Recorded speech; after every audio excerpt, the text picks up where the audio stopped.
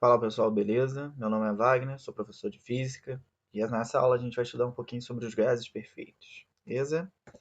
Então, para começar esse estudo, a gente precisa entender a diferença do que a gente vai idealizar nessa aula, né? Primeiro, a gente vai facilitar o estudo e vai considerar um gás ideal, diferente de um gás real. Qual é a diferença entre esses dois caras, né? Nesse primeiro GIFzinho, a gente está vendo um movimento totalmente aleatório de uma partícula. Isso aqui representaria, de forma aproximada, né, um gás real. Ou seja, existem muitas interações que ocorrem com uma única partícula. E isso gera grande dificuldade na análise do nosso problema. Contrapartida, quando a gente faz aqui uma análise de um gás ideal, ou seja, nesse segundo GIF, o que a gente tem é um movimento um pouquinho mais suave, com poucas interações. Então a ideia do gás ideal é justamente facilitar a nossa vida e diminuir as interações que existem em cada partícula, tá? Então no gás real, as moléculas não se movimentam, né, de forma totalmente livre, em razão dessas forças de interação existentes entre elas. Existem muitas forças de interação e isso se torna muito difícil de ser analisado. Já no gás ideal, que é o que a gente considera para facilitar a nossa vida, só há interação entre as moléculas quando elas se chocam. Então percebe que diminui consideravelmente as interações, consequência disso facilita muito a nossa vida na hora de analisar esses problemas. O ramo da física, que de fato estuda com mais cautela essa área dos gases, é chamado de física estatística, e como o nome sugere, trabalha com muita estatística para fazer análise disso. Então é uma área bem complexa, bem difícil, mas que traz grandes resultados para a gente, tá bom? É claro que a gente está lidando aqui com a ordem de 6 vezes 10 a 23 número de partículas, por isso que a gente precisa usar justamente a estatística para avaliar essas situações. Mas para a gente aqui é o caso mais simples, então a gente vai usar nossa matemática básica, beleza? Então, para avaliar o comportamento dos gases, a gente precisa relacionar três grandezas, que são chamadas as variáveis de estado. Essas grandezas são grandezas macroscópicas que estão refletindo o que está acontecendo de forma microscópica. Tá? Então, você tem como variáveis de estado o volume, a temperatura e a pressão do gás. Tá? Então, com essas três grandezas, a gente consegue avaliar bem o que está ocorrendo com as partículas dos nossos gases. Tá? Ele percebe que essas grandezas, como eu disse, são grandezas macroscópicas, mas que refletem o comportamento microscópico desse gás. Então, o volume, né? O volume, denotado pela letra V maiúscula, vai ser exatamente qual é o volume do recipiente no qual o gás está contido. Lembrando que no estado gasoso, o volume sempre vai ser igual ao volume do recipiente, né? A temperatura. Lembrando que, por definição, a temperatura é uma medida do grau de agitação térmica das moléculas, então a temperatura do nosso sistema está revelando isso. Quão agitadas estão as moléculas do nosso corpo? Lembra que isso também, como eu disse anteriormente, isso é uma média estatística, tá bom? A pressão. A pressão está relacionada com os impactos que essas moléculas causam nas paredes do recipiente. A soma dessas várias forças, digamos assim, que são aplicadas dentro do recipiente gera para a gente uma pressão total. Então, a força exercida pelo gás sobre a parede do reservatório é exatamente essa ideiazinha aqui, tá? A pressão. Lembrando que, como a gente viu lá em hidrostática, pressão é a razão entre a força por área. Então, imagina uma moléculazinha, uma partículazinha, batendo com uma certa força sobre uma pequena região da parede, uma certa áreazinha. Então, você tem uma pequena pressão exercida por aquela molécula. Aí você fala assim, ah, mas isso não é nada. Beleza, agora você vai multiplicar por 10 a 23. E aí você vai ter uma pressão considerável, beleza? Então, essa pressão que a gente avalia no comportamento dos gases está associada a esse comportamento dessas moléculas. Tá? Então, esse choque das moléculas contra as paredes do recipiente é o que a gente está contabilizando aqui na pressão, beleza? Então, com essas três variáveis de estado, a gente consegue avaliar o comportamento dos nossos gases ideais. Então, as transformações gasosas, né? A partir daqui, a gente vai começar a avaliar o que ocorre quando eu causo uma transformação gasosa em um gás. Mas, primeiro, o que é uma transformação gasosa? Um gás, geralmente, ele parte com uma certa configuração inicial. Tem uma pressão inicial, um volume inicial e uma temperatura inicial. Você faz algum processo, alguma transformação. Seja, por exemplo, esquentar, diminuir o volume, ou bota um peso em cima, etc. Você vai causar alguma transformação sem, por enquanto, a gente não está considerando o quê? Remover gases, tá? Você está considerando a mesma massa. Faz uma transformação. O que vai acontecer? Você vai levar o seu gás a um novo estado, a uma nova configuração. Como assim, professor? Você vai ter uma nova pressão, um novo volume e uma nova temperatura.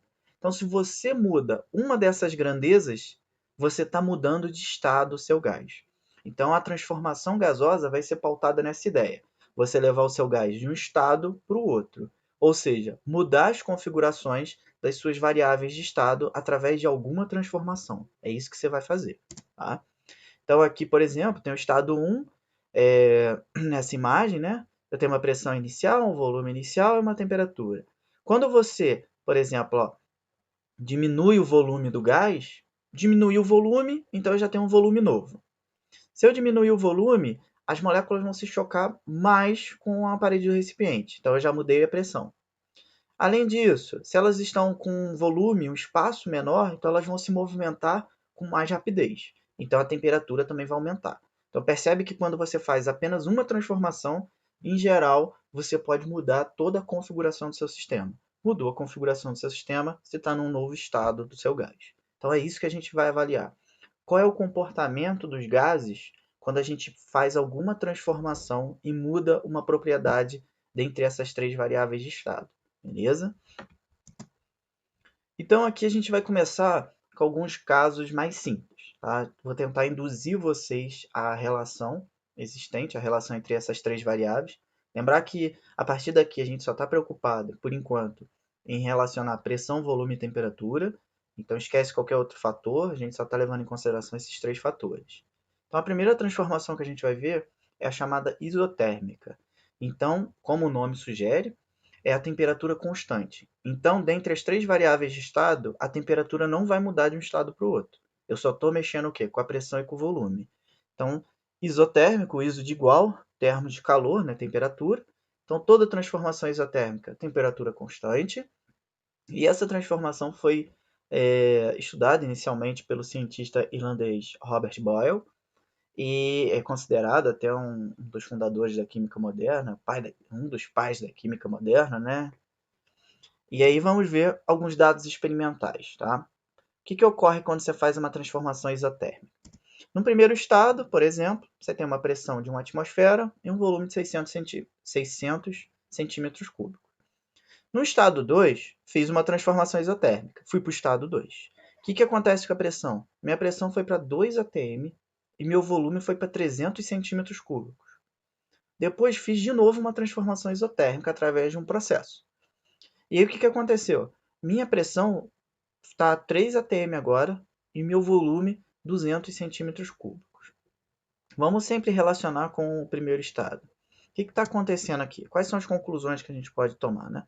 Do estado 1 para o estado 2, eu dobrei a pressão e o volume caiu pela metade. Do estado 1 para o estado 3, por exemplo, eu tripliquei a pressão, né? E o que aconteceu com o volume? Dividido por 3, né? Então caiu pela terça parte. Qual que é a relação que a gente consegue perceber entre a pressão e o volume? Conforme a pressão aumenta, o volume está caindo. Então, está dando a entender que essas duas grandezas são o quê? Inversamente proporcionais. Então, ó, quais são as nossas conclusões com esses dados experimentais? Quando eu duplico a pressão, o volume fica dividido por 2. Quando eu triplico a pressão, o volume fica dividido por 3. Aqui, na primeira afirmação, do estado 1 para o estado 2. Na segunda afirmação, do estado 1 para o estado 3. Qual é a conclusão que a gente tira, então, desse experimento? Que a pressão e o volume, na transformação isotérmica, eles devem ser o quê? Grandezas inversamente proporcionais. Conforme você aumenta um, o outro diminui e vice-versa. Então, pela lei de Boyle, é o nome dessa transformação, né? Recebe essa relação entre pressão e volume na transformação isotérmica, recebe o nome de lei de Boyle. A pressão vai ser inversamente proporcional ao volume. Ou seja, pressão e volume estão relacionadas dessa forma. Sempre que você faz o produto pressão vezes volume em uma transformação, o que você obtém é o mesmo valor. Então, um valor constante. Então, eu faço pressão 1, volume 1 no estado 1. vai me dar um valor. E esse valor vai ser igual se eu fizesse para o estado 2, pressão 2, volume 2, beleza? Então aqui, por exemplo, tem um gráfico pressão em função do volume. Como é que fica o formato desse gráfico na transformação isotérmica? Isso aqui é chamado de isoterma, tá? Essa curva, né? Com a temperatura constante, no gráfico pressão e volume, a gente tem uma isoterma com essa característica, tá? Então, num diagrama PV de uma transformação isotérmica, todos os pontos sobre a curva possuem a mesma temperatura. Então, qualquer ponto que eu pego aqui em cima dessa curva, ela vai ter, em termos de temperatura, vai ser o mesmo valor. E qual é a relação entre pressão e volume no ponto A, pressão e volume no ponto B? Que a pressão 1 vezes o volume 1 tem que ser igual à pressão 2 vezes o volume 2, porque isso aqui é uma isotérmica. Então, respeita essa relação, beleza?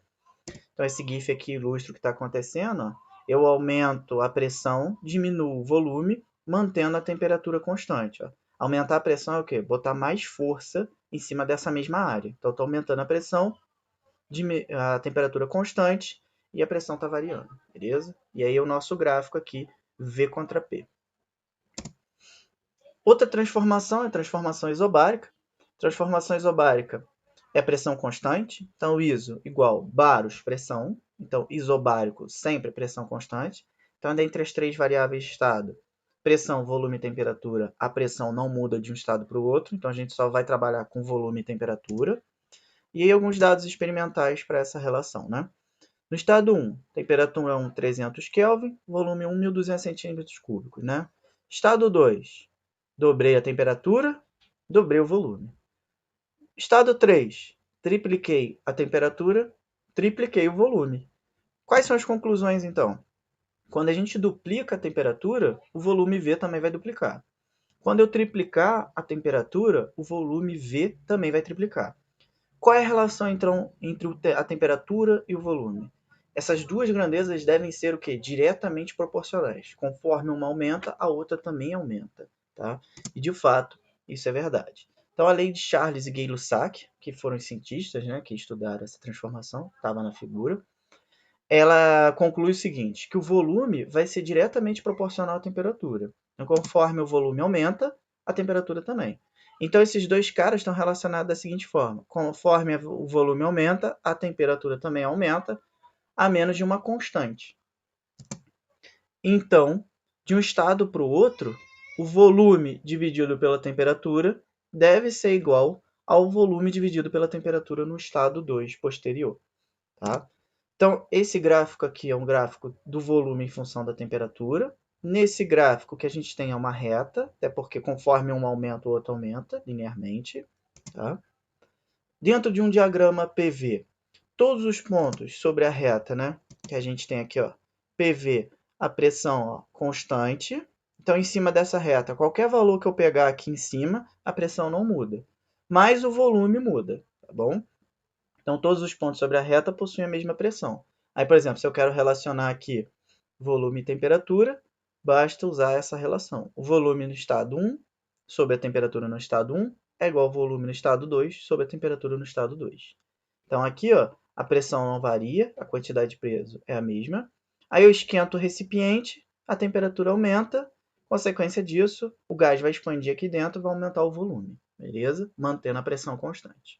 Essa é a transformação isobárica. Transformação isovolumétrica. Antigamente era chamada de isocórica, hoje em dia você não vê muito isocórico não, é mais isovolumétrico mesmo. É a transformação a volume constante. Como é que se dá essa transformação, né? Vamos ver aqui os dados experimentais. Então, o volume é constante, então a gente só pode mexer com a pressão e temperatura. Então, no estado 1 tinha a pressão de 1 atm, temperatura de 300 Kelvin. Fui para o estado 2 com o meu gás, a pressão dobrou, a temperatura também dobrou. Fui para o estado 3, tripliquei a pressão, tripliquei a temperatura. Quais são as conclusões novamente? Quando a gente duplica a pressão, a temperatura duplica. Quando a gente triplica a pressão, a temperatura também triplica. Logo, a gente percebe que essas duas grandezas também são diretamente proporcionais. Mais uma transformação que foi estudada por o Charles, né, e o Joseph Louis Gay-Lussac, franceses, uma grande contribuição aí. Então, a lei de Charles, como é conhecida essa relação? A pressão vai ser diretamente proporcional à temperatura. Conforme a pressão aumenta, a temperatura também aumenta. Então, a gente consegue relacionar através dessa expressão, ó, conforme a pressão aumenta, a temperatura aumenta, com temperatura a menos de uma constante, né, no caso. Então, aqui em duas transformações, a gente consegue relacionar essas variáveis de estado da seguinte forma. Se eu pego a pressão no primeiro estado, divido por temperatura no primeiro estado, o valor que eu vou obter dessa razão vai ser igual ao valor que eu vou obter da pressão no segundo estado dividido pela temperatura no segundo estado. Isso sempre vai dar um valor constante, beleza? Então, em um gráfico pressão contra volume, contra a temperatura, desculpa, o que a gente tem ó, é uma reta, beleza? Então, esse é um gráfico pressão contra volume. Dentro de um diagrama PV, né, que é pressão vezes volume, na transformação isovolumétrica, a reta vai ser ó, vertical. Todos os pontos em cima dessa reta têm o mesmo volume. Então, se eu pego aqui ou aqui, independente, o volume é o mesmo, tá? Mas a pressão muda e, claro, a temperatura também. Como é que eu relaciono as grandezas aqui dentro de uma transformação isovolumétrica, né? Pressão 1 dividido pela temperatura 1 tem que ser igual a pressão 2 dividido pela temperatura 2. Então, só pegar essas informações. Quando você não tem nenhuma variável de estado constante, ou seja, quando é uma transformação geral, o que a gente tem é o seguinte, ó, vamos relacionar os três casos que a gente viu. A gente viu aqui, ó, isotérmica, pressão vezes volume é constante. Aqui, isovolumétrico, né? Pressão sobre temperatura constante. E aqui é o quê? Isobárico, pressão constante. Quando a gente percebe, ó, a temperatura sempre está dividindo e a pressão e o volume são grandezas diretamente proporcionais. Então, a gente tenta induzir que essa relação mais geral vai ter esse formato aqui. Ó. A pressão vezes o volume dividido pela temperatura deve ser um valor constante, então. Tá? Então, esse caso é o caso da transformação geral, quando todas as variáveis de estado estão presentes durante a transformação e não tem nenhuma constante. Logo, o que a gente tem é o seguinte: no primeiro estado, a pressão 1 vezes o volume 1, tudo dividido pela temperatura 1, vai dar o mesmo valor que a pressão 2 no segundo estado, vezes o volume 2 dividido pela temperatura 2. E isso vai ser sempre um valor constante, beleza? Então, essa é uma transformação geral quando não há, digamos assim, nenhuma constante. Essa é a nossa lei da transformação geral de um gás. Aí um detalhe importante, eu vou fazer, a gente viu 4 expressões, aí você fica, meu Deus, eu não vou decorar isso tudo. Mas de fato você não precisa decorar as 4 expressões. Se você grava a lei das transformações gerais do gás, certo? E lembra das transformações, você consegue tirar tudo dali. De que forma? Dentro de uma transformação isotérmica, o que você tem é que a temperatura inicial do primeiro estado tem que ser igual ao do segundo estado, certo? Pela expressão geral dos gases, o que você tem é isso aqui. P1V1 sobre T1, P2V2 sobre T2. Só que T1 não é igual a T2? Então, você pode simplificar esses dois caras. Logo, o que você obtém? A nossa primeira relação, beleza? Então, P1 vezes V1 igual a P2 vezes V2 é a relação que a gente tem para a transformação isotérmica. Então, para uma transformação isobárica, pressão constante, ou seja, a pressão 1 é igual à pressão 2, mesmo esquema. Pela transformação geral, nós temos isso. Mas essa pressão aqui é igual a essa pressão final. Então, eu posso tirá-la daqui da nossa expressão. O que a gente tem é a relação que a gente viu para a transformação isobárica. V1 sobre T1 igual a V2 sobre T2. Por último, transformação isovolumétrica, ou seja, volume constante. Então, pela transformação geral dos gases, o que a gente tem? P1V1 sobre T1 igual a P2V2 sobre T2. Pode cortar V1 e V2, que são os mesmos caras. Então, o que a gente tem aqui é simplesmente o quê? P1 sobre T1 igual a P2 sobre T2. Então, percebe que se você sabe a transformação geral e lembra de cada transformação particular, isotérmica, isobárica e isovolumétrica, você só faz essas observações e você chega na expressão que você precisa. Beleza, pessoal? Então é isso aí. Essa é a aula de transformações gasosas. Até a próxima. Espero ter ajudado. Valeu, tchau, tchau.